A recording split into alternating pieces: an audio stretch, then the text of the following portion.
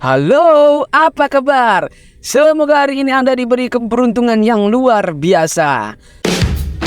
Selamat datang kembali di channel Suka Nonton. Pada kali ini kita akan membahas alur cerita yang sangat seru sekali berjudul Unstoppable. Film rilis pada tahun 2018 menceritakan seorang mantan gangster legendaris yang pensiun yang banting setir menjadi distributor makanan laut, di mana ia berusaha mati-matian menyelamatkan istrinya dari jaringan perdagangan manusia. Oke, seperti biasa, siapkan dulu kopi dengan nasi lauk roti ditemani istri. Jika tanpa kekasih berarti nonton sendiri.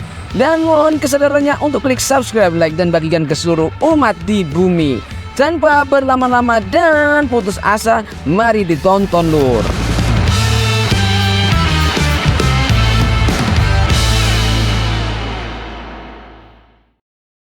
Scene diawali seorang pengirim ikan bernama Dongchol dan temannya Junsik, si topi merah yang bibirnya susah mingkem, sedang melakukan pekerjaannya seperti orang normal pada umumnya. Di balik kerjaannya yang cukup baik, diketahui Dongchol sudah beberapa bulan upahnya tidak kunjung dibayar oleh pengelola pasar ikan itu. Namun Dongchol tidak pernah sekalipun menagih karena mengangkat ikan adalah hobinya dan selalu bersikap positive thinking. Setelah itu, Dongchol bertemu dengan Tuan Park, seorang pebisnis yang mengajaknya untuk berinvestasi di sektor perikanan berupa kepiting raja, yang menurut Mr. Park keuntungannya akan besar sekali. Jika Dongchol ikut berinvestasi kepiting itu, ia harus menunggu 1 bulan menunggu kedatangan kepiting itu ke Korea. Tetapi Junsik sedikit khawatir kepada Dongchol karena diketahui Dongchol ini selain hobi mengangkat ikan, ia juga hobi dan sering ditipu. Namun Mr. Park menjanjikan bisnis dagangannya akan baik-baik saja. Mendengar hal itu, Dongchol pun dengan penuh percaya diri bersedia berbisnis dengan Mr. Park. Setelah itu ia bertemu dengan istrinya bernama Jisoo yang sedang makan bakso granat di mobil. Di sini Dongchol terlihat sedikit gugup untuk berbicara perihal bisnis barunya itu. Bukan tanpa alasan, ia gugup karena Dongchol khawatir jika Jisoo tidak mengizinkannya. Lantas Dongchol pun memutuskan untuk tidak mengatakan bisnis itu sekarang. Kemudian scene pun berpindah, terlihat segerombolan kriminal anak buah dari seorang gangster bernama Gitai sedang melakukan penagihan hutang dengan cara kekerasan dengan seorang bapak-bapak yang memang wajahnya kelihatan banyak hutang. Dan untungnya bapak-bapak itu cuma memar-memar saja, namun anak perempuannya diculik oleh Gitai dan anak buahnya. Di perjalanannya pulang, Gitai menabrak bemper mobil milik Dongchol. Dongchol pun dengan sopan keluar dari mobil dan meminta anak buah Gitai untuk menyelesaikan kerusakan ini dengan kepala dingin. Boro-boro keluar, anak buah Gitai malah tidak sopan kepadanya. Ia mengatakan, "Oh boleh, makanya kalau nyetir lihat belakang le. Mau uang, nyoh PN." Jisoo yang emosi melihat hal itu langsung marah-marah kepada anak buah Gitai. Menyadari hal itu akan menjadi masalah yang besar, Gitai pun keluar dari mobil dan menyiksa anak buahnya untuk meminta maaf kepada Dongchol. Permasalahan pun bisa reda, tetapi Dongchol firasatnya tidak enak dengan pertemuannya bersama Gitai. Keesokan harinya Dongchol memberanikan diri untuk meminta upahnya kepada pengelola pasar. Dan seperti tidak suka, pengelola pasar pun memberikan upahnya yang hanya seperempatnya saja. Namun kembali lagi Dongchol tidak marah dan seperti biasanya ia selalu ramah. Setelah itu ia bertemu dengan temannya yaitu Junsik untuk membicarakan perihal bisnis kepiting yang sudah 1 bulan tak kunjung datang. Tak begitu lama Mr. Park menelpon dan mengatakan bahwa kapal yang mengangkut kepitingnya disita oleh anggap aja bea cukai, dan memungkinkan hanya pemerintahanlah yang bisa meneruskannya. Dongchol pun yang mendengar hal itu, ia harus kembali lagi menepuk jidatnya karena jika benar-benar kepiting tak kunjung datang, Dongchol mengalami kerugian yang sangat besar sekali. Setelah itu Dongchol mencoba untuk mengatakan perihal bisnis kepiting ini kepada Jisoo dengan mengajaknya untuk makan kepiting raja di restoran mewah. Dengan penuh percaya diri, Dongchol pun mengatakan bahwa ia telah menginvestasikan seluruh tabungannya untuk berbisnis dengan Mr. Park. Jisoo pun sangat syok mendengar hal itu. Ia pun marah dengan khas Korea, mangap-mangap dan meremelek. Pasalnya, uang itulah satu-satunya harta yang mereka miliki. Jisoo pun memutuskan untuk meninggalkan Dongchol dan langsung pulang ke rumah dengan taksi. Sesampainya di rumah, Jisoo seperti menyesal dengan perilakunya tadi dan me-WA Dongchol untuk segera sampai di rumah. Tak begitu lama, Jisoo dikagetkan tiba-tiba orang misterius mengintip-ngintip rumahnya dan memaksa masuk rumah serta membungkam Jisoo dengan tisu yang sudah dikasih kelek. Sementara itu, Dongchol seperti dihalang-halangi oleh orang-orang yang sepertinya mereka sudah merencanakan penculikan terhadap Jisoo. Benar saja, sesampainya di rumah, Dongchol pun harus menerima kenyataan pahit. Jisoo hilang dan rumah bau kelek. Dan ketika ia melaporkan ke polisi, Dongchol kembali lagi menerima kenyataan pahit karena CCTV yang merekam jejak pelaku dipotong oleh pelaku itu sendiri. Dan juga mobil yang dikendarainya tidak bisa teridentifikasi. Sepulangnya dari kantor polisi, pelaku tiba-tiba menelepon Dongchol yang ternyata penculikan ini dilakukan oleh Gi-tae, yang mengajaknya untuk ketemuan di sebuah restoran yang alamatnya tersimpan di pintu kulkas rumahnya. Dan Gi-tae melarang Dongchol untuk melaporkan ke polisi perihal ajakan ini. Lantas Dongchol pun ditemani oleh Chen-sik yang mengamati dari mobil. Langsung menemui restoran itu yang nampak Dongchol melihat sebuah tas dan juga handphone. Beberapa jam kemudian handphone itu berdering dan Gi-tae langsung menyuruh Dongchol untuk membuka tas itu. Ternyata tas itu berisi uang yang dimana Gi-tae menawarkan Dongchol untuk menukar uang itu dengan Jisoo. Lalu Dongchol dengan tegas mengatakan, "Bojoku ora tak dol mas, balik no." Di situ pun Dongchol melihat orang yang selintas sedang menelepon dan langsung mengejarnya.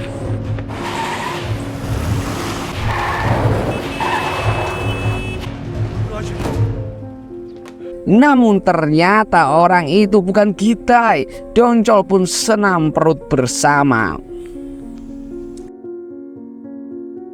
Kemudian Dongchol menyerahkan uang jaminan itu kepada polisi. Polisi menyuruh Dongchol untuk menyimpan sementara uang itu di kantor untuk berguna menyelidiki bukti forensik yang menempel di tas itu. Dan pada keesokan harinya, Dongchol kembali lagi meminta polisi untuk segera menyelidiki beberapa CCTV yang belum teridentifikasi di tempat parkiran. Namun polisi nampaknya sangat sibuk sekali sehingga kasus penculikan istrinya tidak diprioritaskan. Namun untungnya Chen-sik memberitahu bahwa ia memiliki teman yang handal dalam hal ini. Tetapi ia tidak akan bergerak sebelum dikasih duit. Wah, agak menjengkelkan ini.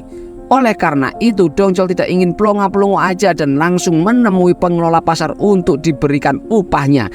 Dan lagi-lagi pengelola pasar tidak mau memberikan upah Dongchol. Pada kali ini Dongchol yang awalnya selalu ramah, ia tak kuasa menahan emosinya.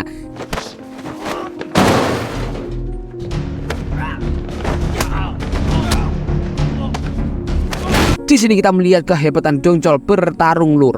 Pengelola pasar pun takut dan memberikan uangnya. Setelah mendapatkan uang, lantas Dongchol dan Chen-sik langsung menemui Gong Sajang, orang yang dimaksud oleh Chen-sik untuk menjelaskan perihal penculikan istrinya itu. Namun Gong Sajang ini terlihat layu, berponi gondrong, tak sangar dan tak meyakinkan. Jadi Dongchol sedikit tidak percaya dengan kinerjanya. Namun Chen-sik mengatakan walaupun nampak seperti pohon keju, tetapi ia sudah berpengalaman di dunia kriminal. Tak begitu lama dan benar saja, Gong Sajang baru saja menemukan bukti berupa plat nomor mobil orang yang membawa uang ke restoran tadi. Pada keesokan harinya, Gong Sajang kembali lagi menunjukkan keahliannya menyamar sebagai polisi untuk menyusup ke kantor polisi guna mencari tahu tentang plat nomor itu. Setelah mendapatkan jejak plat nomor itu, Gong Sajang langsung melaporkannya kepada Dongchol. Tanpa banyak bacot, mereka pun menemui pemilik plat nomor itu yang mengatakan bahwa ia dibayar oleh seseorang untuk menjual plat nomor mobilnya. Untungnya orang itu memberitahu keberadaan pembeli plat mobilnya. Mereka pun langsung bergegas menemui pembeli plat yang dimaksud orang itu, yang nampak markasnya sangat tersembunyi. Pada awalnya, wanita itu enggak memberitahu tentang pembeli plat nomor itu dan malah menyuruh anak buahnya untuk menyerang Dongchol dan kawan-kawan. Terlihat Gong Sajang tampak siap untuk dijadikan keset. Melihat Gong Sajang yang sudah amburadul, Dongchol kembali lagi harus olahraga tangan.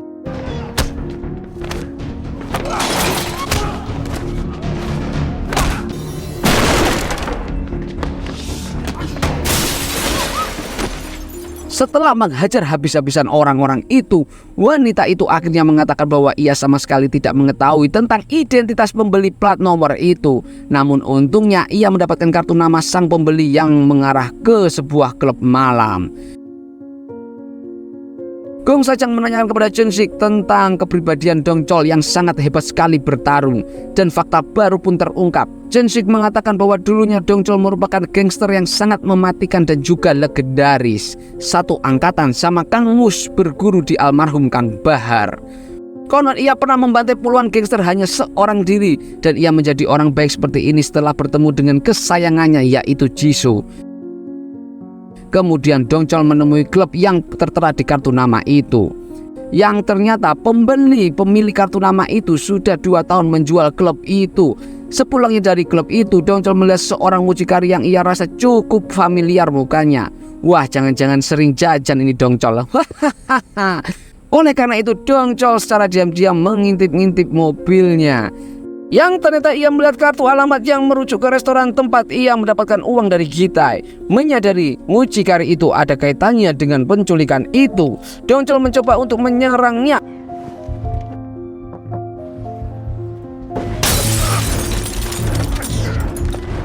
Namun orang itu berhasil melarikan diri dengan mobil.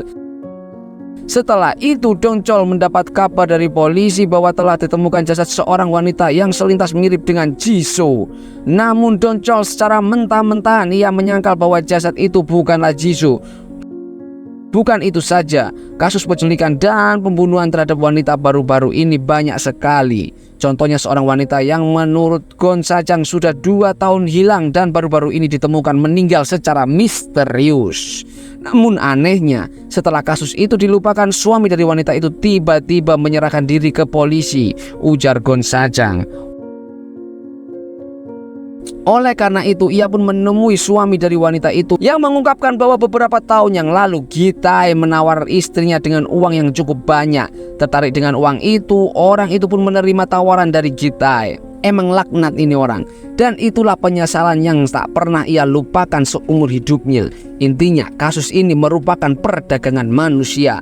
Untungnya Dong Chol mendapat beberapa bukti dari orang itu yang kemungkinan bisa menemukan jejak si Jisoo. Setelah dilihat-lihat bukti itu, Dong Chol menemukan kartu nama yang merujuk kepada anak buah Gitai yang pada scene awal tadi menabrak mobilnya. Dong Chol pun tak banyak bacot, langsung menemui anak buah Gitai yang tak menyadari bahwa ia pernah bertemu dengan Dong Chol. Alhasil Dong Chol pun harus menggunakan kekerasan dan menanyakan keberadaan Gitai. Karena tidak kunjung mengaku, Dong Chol pun membawa orang itu ke hadapan 2 rekannya dan digantung kayak kepompong. Tak begitu lama Gitai memvideo call memberikannya taruhan untuk membunuh anak buahnya sendiri jika tidak Jisoo yang akan mati. Dengan penuh berat hati, Dong Chol pun mencekik anak buah Gitai itu.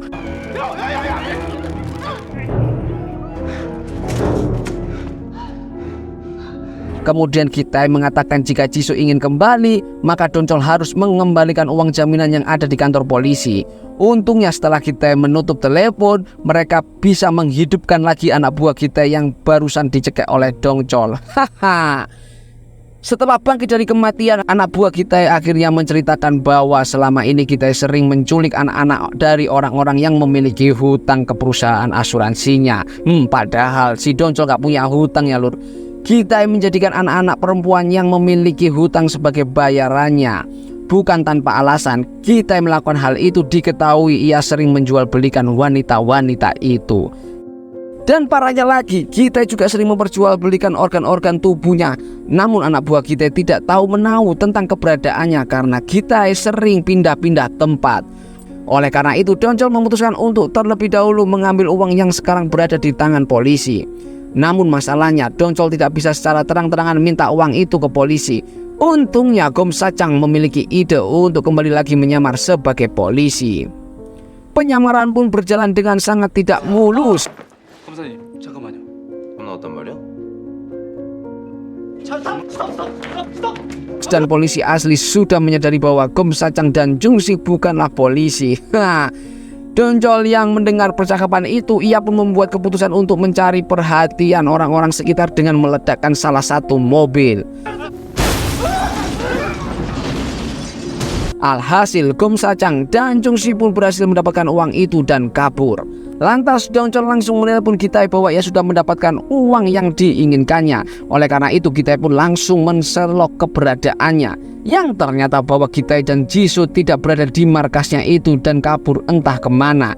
Sedangkan Dongcol sesampainya di markas Gitai, nampaknya di depan dengan puluhan anak buah Gitai. Tentunya kalian tidak akan kaget melihat Dongcol dengan mudahnya membantai anak-anak buah Gitai.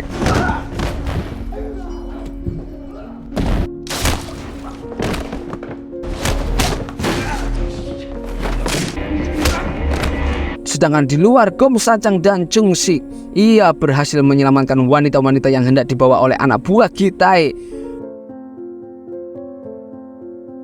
Berselang beberapa menit polisi pun datang. Sementara itu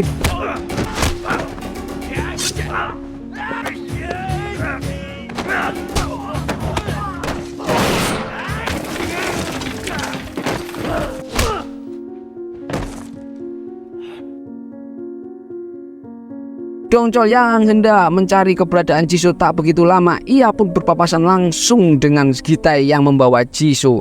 Alhasil kejar-kejaran pun tak bisa terelakkan.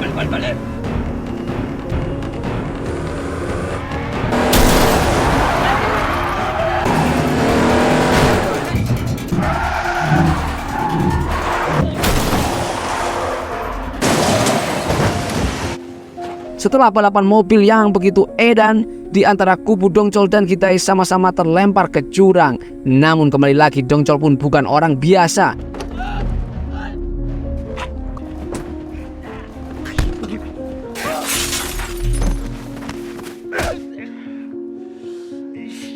Alhasil Gitai pun dengan mudahnya dikalahkan. Setelah mengalahkan Gitai, akhirnya Dongcol bisa bertemu kembali dengan pujaan hatinya Jisoo. Beberapa hari kemudian Dongcol mendapatkan kabar gembira karena kapal pengangkut kepitingnya dengan Mr. Park yang ditahan di Cina akhirnya sudah dibereskan. Alhasil Dongcol pun yang awalnya hanya sebagai tukang pengantar, kali ini ia sudah sukses dengan memiliki restoran kepiting. Dan film pun berakhir. Terima kasih sudah menonton sampai habis, dan jangan lupa klik subscribe, like, dan bagikan kepada seluruh umat di dunia. Sampai jumpa kembali di film-film berikutnya. Suka nonton, suka banget lur.